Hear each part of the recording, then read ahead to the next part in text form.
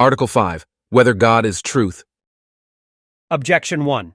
It seems that God is not truth, for truth consists in the intellect composing and dividing.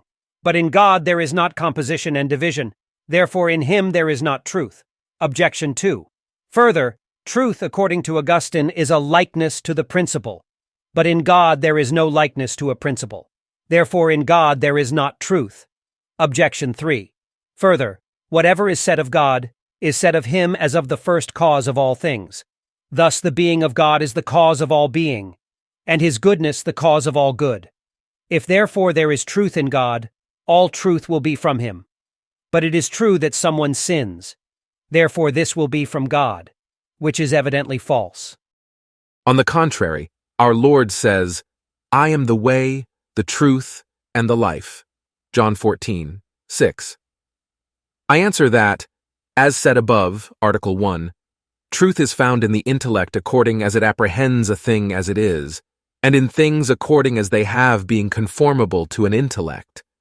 This is to the greatest degree found in God, for his being is not only conformed to his intellect, but it is the very act of his intellect, and his act of understanding is the measure and cause of every other being and of every other intellect, and he himself is his own existence and act of understanding, whence it follows not only that truth is in him, but that he is truth itself, and the sovereign and first truth.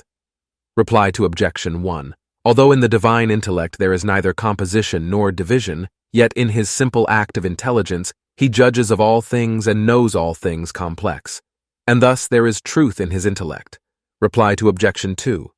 The truth of our intellect is according to its conformity with its principle, that is to say, to the things from which it receives knowledge.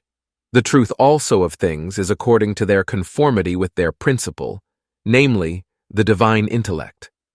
Now this cannot be said, properly speaking, of divine truth, unless perhaps in so far as truth is appropriated to the Son, who has a principle.